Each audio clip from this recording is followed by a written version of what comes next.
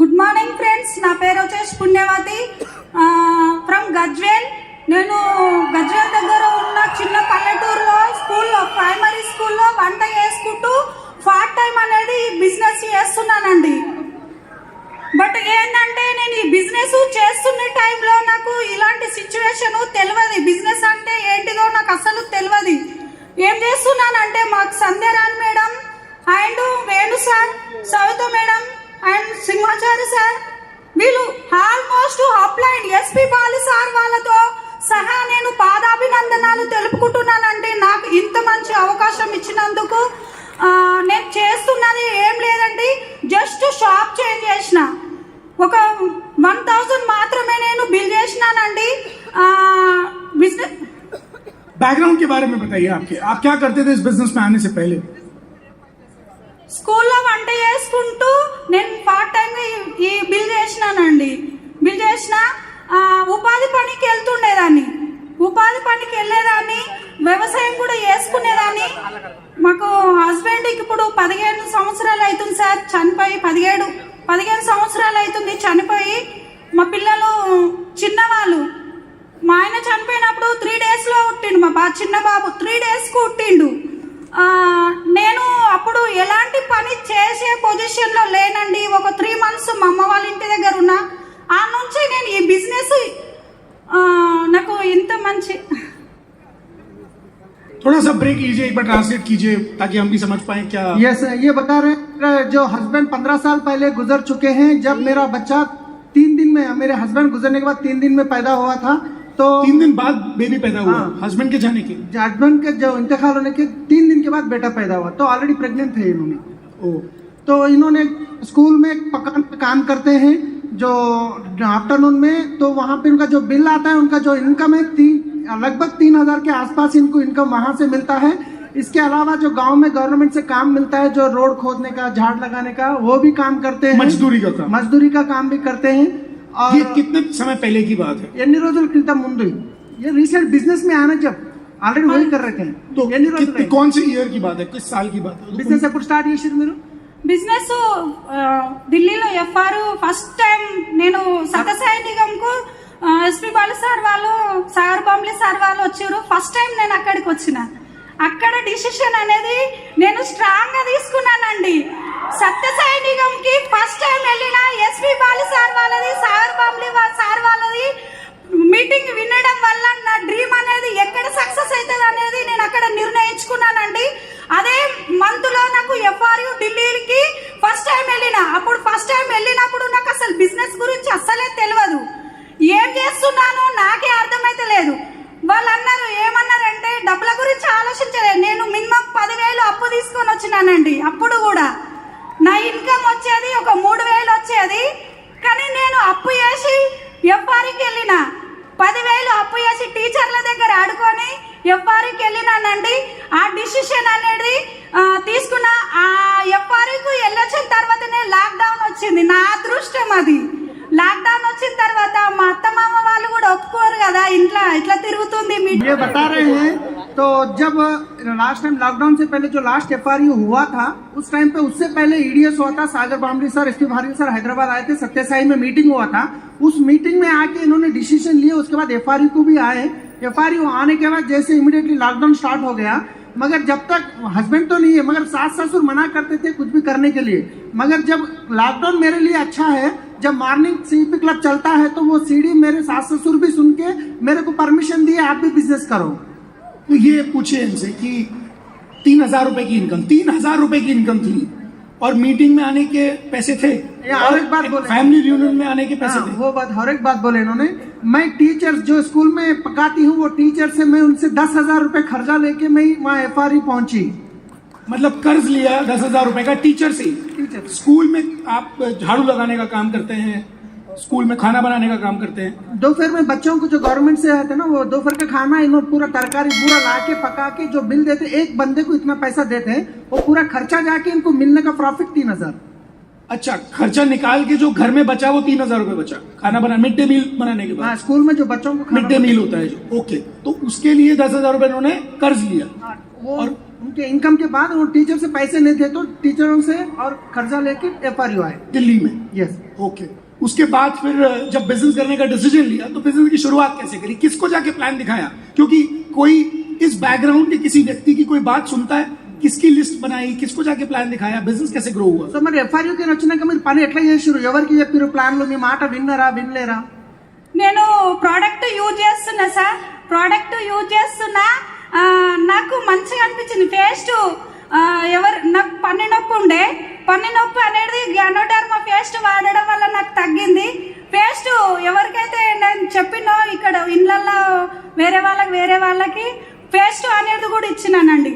Granules agri season వచ్చింది, నాకు కొంచెం అర్థమైంది. 2 years వరకు నాకు అమౌంట్ అనేది రాలేదు సార్. నేను అమౌంట్ గురించి ఏ రోజు ఆలోచించలేదు.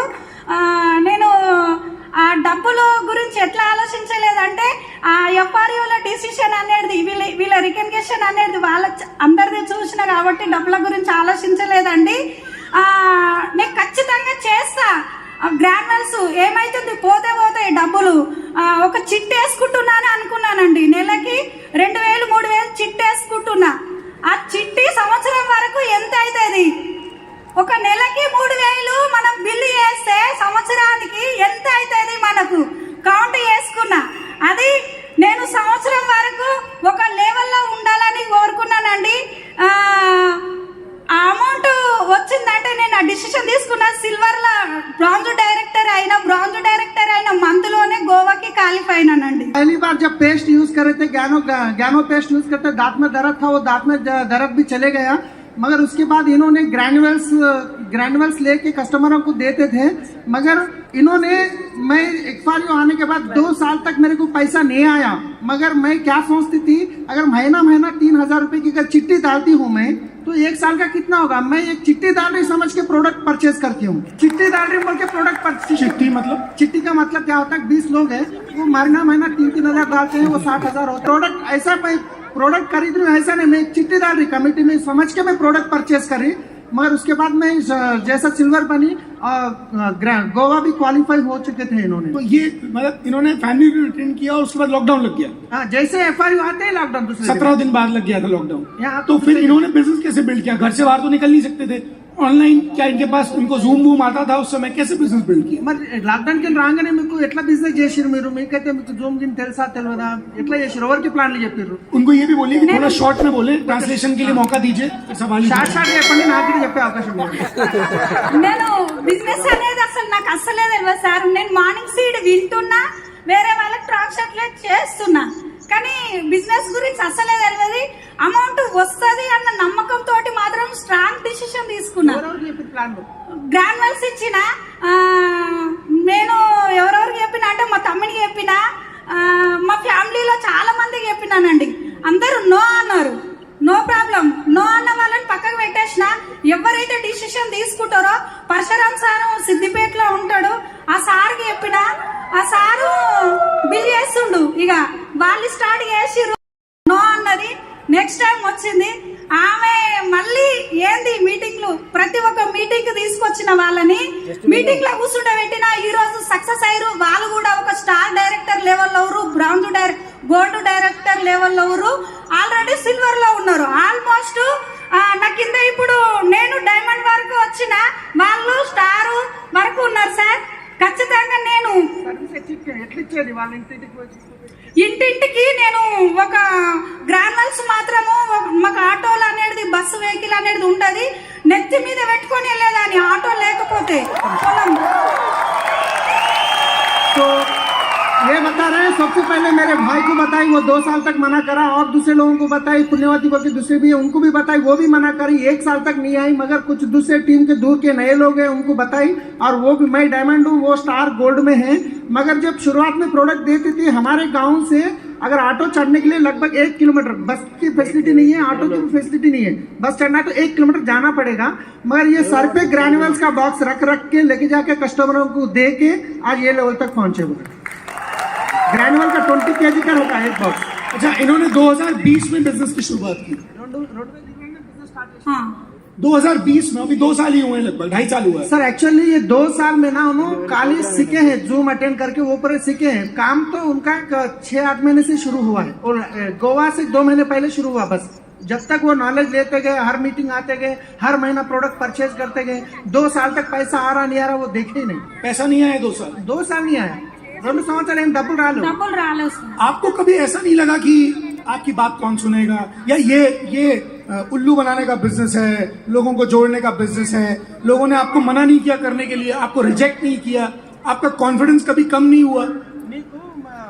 నో అనలేరా మీకు ఎవరు? ఇది మనుషుల ముంచే బిజినెస్ ఇలాంటి అని చెప్పి మీకు నో అని ఎవరు అనలేరా? నో అని మస్తు మంది అన్నారు సార్। నో అన్న వాళ్ళకి నేనేం చేసిన అంటే, నో అన్న వాళ్ళు మీరు ఇక్కడ ఉండండి, నో అని మా టీచర్లు కూడా అన్నారు। ఇట్లాంటి మస్తు ఉన్నాయి, మస్తు చూసినాం। కానీ నేనేమని చెప్పినా, ఈ వెస్టేజ్ విన్నింగ్ టీమ్ లో నేను సక్సెస్ అయి నిరూపిస్తా, 6 నెలల్లో కారు తెచ్చి మీ పక్కన పెడతా అని చెప్పిన మా టీచర్లకు। इन्होंने बहुत सारे लोगों को बताए थे, बहुत सारे लोग मना करे, मगर जहाँ पे स्कूल में पकाने जाते हैं वो टीचरों को भी बिजनेस बताएं ये पूरा बेकार है, ये वेस्ट है बोल के बोले, मगर वो टीचरों से चैलेंज करे, आने वाले 6 महीने में कार लाके मैं आपको दिखाऊंगी, और वो लेके भी गए स्कूल में। मतलब अब जिस स्कूल में खाना बनाती थी उस स्कूल में अब तो नहीं जाती, अब तो काम नहीं करती हूँ। अब ఇప్పుడు పని చేస్తురా మీరు? చేస్తలేదు సార్। నా ప్లేస్ లో ఇంకొక వ్యక్తిని పెట్టిన। इनके प्लेस में दूसरे को लगा दिए। ओके, तो अब इनसे इन्होंने कौन सी गाड़ी ली है और इनका चेक क्या है एवरेज? अब మీరు ఏ వెహికల్ తీసుకుర్రు, మీ చెక్ ఎంత? నా వెహికల్ హోండా ఆరా కారు 9,50,000, నా ఇన్కమ్ 54,000। होंडा और 9.5 लाख की गाड़ी है, 55,000 की इनकम है। 55,000 रुपए की इनकम, 9.5 लाख की गाड़ी, और लेवल डायमंड लेवल डायमंड। 3,000 रुपए कमाने वाली पुण्यवती जी आज 50,000 रुपए की इनकम ले रही है और 9.5 लाख की गाड़ी ले ली। कल हमने इनकी गाड़ी को भी अनवील किया है। अभी आपको अपने फ्यूचर की चिंता है। आपका बेटा कितना बड़ा हो गया? 2 साल? పిల్లలు ఎన్ని సంవత్సరాలు ఉన్నారు పిల్లలు? ఇప్పుడా సార్? ఏజ్ ఎంత ఉంది? 20, 19, 50, 16, 50 అయిపోయి 16 16, 19, 15 ऐसे 16 से 20 के बीच में बच्चे तीनों की। మా 3 పాప बच्चे? 3 बच्चे हैं, बेटी की शादी कर चुके हैं। अच्छा, बेटी की शादी भी हो गई है। మన్మరాలు సార్। బేబీ మొన్న ఢిల్లీకి నవాసి ఉంది। వచ్చినప్పుడు 10 డేస్ మా పాపను వదిలేసి డెలివరీ అయింది। 10 డేస్ అయిందండి ఢిల్లీకి ఎఫ్ఆర్కి వెళ్ళే టైంకి। 10 డేస్ పాపని సిజర్ అయింది, ఆపరేషన్ అయింది। మా అత్తమ్మని మా ఆడబిడ్డని బతిలాడిన, ఏడ్చిన, ఎట్లనైనా చేసి నేను ఎఫ్ఆర్కి వెళ్ళాలి, నేను అక్కడ హైదరాబాద్ వాళ్ళ రికగ్నిషన్లు చూడాలి, నేను మెయిన్ ఇంపార్టెంట్, నేను ఒక జాబ్ చేస్తున్నా, ఆ జాబ్ లో నేను ఖచ్చితంగా ఈ డిసిషన్ తీసుకోవాలి, మీరు ఉండండి అని చెప్పి మా అత్తమ్మని మా ఆడబిడ్డని వాళ్ళందరినీ అడిగి నేను 10 డేస్ ఉన్న పాపని వదిలేసి ఎఫ్ఆర్కు ఢిల్లీకి వెళ్ళినానండి। ఢిల్లీకి వెళ్ళిన ఫస్ట్ డేనే నాకు నైట్ ఫోన్ వచ్చింది, ఏమని, మా మన్మరాలు బాగాలేదు, నువ్వు ఎందుకు పోయినావు అని మా అత్తమ్మ మా ఆడబిడ్డ ఊరోళ్ళందరూ తిట్టుకున్నాడే నన్ను। हमको भी हंसना है। తిట్టుకున్నోళ్ళే ఏమన్నా ఇస్తారా మనకు? తిట్టుకున్నోళ్ళే ఏమన్నా సాధిస్తారా? అది నేను ఒక స్ట్రాంగ్ డిసిషన్ తీసుకున్నానండి। తిట్టుకున్నోళ్ళు ఈ రోజు వెనక ఎగతాళి చేసే వాళ్ళు ఎవరు ఏమి ఇవ్వరండి। స్ట్రాంగ్ నిర్ణయం ఎవరైతే ఇక్కడ చేస్తారో వాళ్ళు డిసిషన్ అనేది ఇక్కడ నిరూపించుకోవాలండి। నేను అది నిరూపించుకుంటున్నానండి। ఇప్పుడు కూడా మా ఆడబిడ్డను మా అత్తమ్మను కూడా ఉంచేసి వచ్చినానండి। तो ये एफआरयू जाने से 10 दिन पहले इनकी जो लड़की की शादी करे थे, वो 10 दिन पहले उनकी डिलीवरी हुई।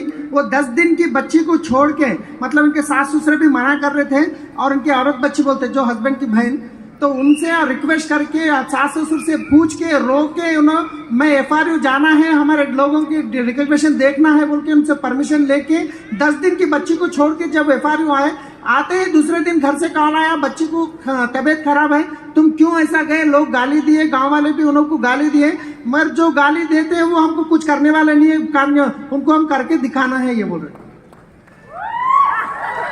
अभी गांव वाले क्या बोलते हैं कि पुण्यवती जी लखपति हो गए? ఇప్పుడు ఊరోళ్ళు ఏమంటారు మిమ్మల్ని? పుణ్యవతి ఇప్పుడు ఏమన్నారు సార్, నేను డిసిడి అయినప్పుడు వాళ్ళు నేను అనేది ఏంటనేది నిరూపించి చూపెడతా। ఇప్పుడు ఏమంటారు? కార్ తీసుకున్నారు కదా, ఇప్పుడు ఏమంటున్నారు? పుణ్యవతి లక్షాధికారి అయిపోయింది, మంచి డబ్బులు సంపాదిస్తుంది, కార్ తీసుకుందని। కార్ తీసుకొని ఊర్లోకి పోతే ఏమంటారు? ఏమని చెప్పన్నా సార్, మా అల్లుడు మా వాళ్ళు అత్తగారు ఏమంటారు, 3 లక్షలు పెట్టి 9,50,000 కారు తీసుకుంది కానీ నాకు కట్నం ఇవ్వలేదని ఆలోచించి నన్ను అడుగుతుంది. ये बोल रहे हैं मैं जा रहे तो हमारे दामाद बोल रहे हैं मेरे को शादी करते हो तो मेरे को जो कटनम बोलते हैं पैसे नहीं दिए मगर आज तो 9:30 की गाड़ी लिए अभी पूछ रहे हैं ఇప్పుడు అడుగుతుర్రా కట్నం ఇప్పుడు కాదు సార్, ఇంకొక ఒక ఒక 2 సంవత్సరాలు ఆగురి మీకు డబ్బులు ఇస్తానని చెప్పిన నేను. उनको दामाद को बोले 2 साल रुको आपको मैं डबल दिला के देंगी बोल के बोले. दामाद को चैलेंज कर दिया है. अच्छा, तो ये गाड़ी चलानी आती है? బండి నడపనికి వస్తుందా? రాదు సార్ నాకు. गाड़ी चलानी नहीं आती है? ఎవరు నడిపిస్తారు? తమ్ముడు उनके भाई को लेके जाते हैं उनको गाड़ी चलाने नहीं आती. गाड़ी भी नहीं चलानी आती है तो फिर कैसे बिजनेस कैसे बिल्ड करते हैं? भाई को लेके जाते हैं. వెళ్తున్నా సార్. బిజినెస్ ఎట్లా బిల్డ్ చేస్తారు? తమ్ముని తీసుకొని వెళ్తున్నారు. తమ్ముడు తీసుకొని ఎక్కడ మీటింగ్ ఉన్నా ఎక్కడున్నా గానీ ఇట్లా రా అనగానే మా తమ్ముడు వచ్చి నా ముంగట ఉంటుండండి. और तम्मुड़ की तक गोल्ड डायरेक्टर है. 2 साल मना करे सो भाई भी अभी गोल्ड डायरेक्टर पे है. अच्छा, भाई भी आ गए हैं. भाई भी आगे उन्होंने यहाँ पे कितनी लेडीज हैं? एक बार हाथ खड़ा करेंगे प्लीज. अभी कोई बहाना है आपके पास खुद ये बिजनेस नहीं करने का और अपने हस्बैंड को सपोर्ट नहीं करने का? जब एक सिंगल मदर काम करके सिर्फ 2 साल 2.5 साल के अंदर, जिसमें से बता रहे हैं कि 2 साल तो काम भी नहीं किया, 6 महीने की सक्सेस है, उसमें एक गाड़ी आ सकती है, 50,000 का चेक आ सकता है, वो भी कहां से कहां तक. मुझे नहीं लगता कोई और बहाना है.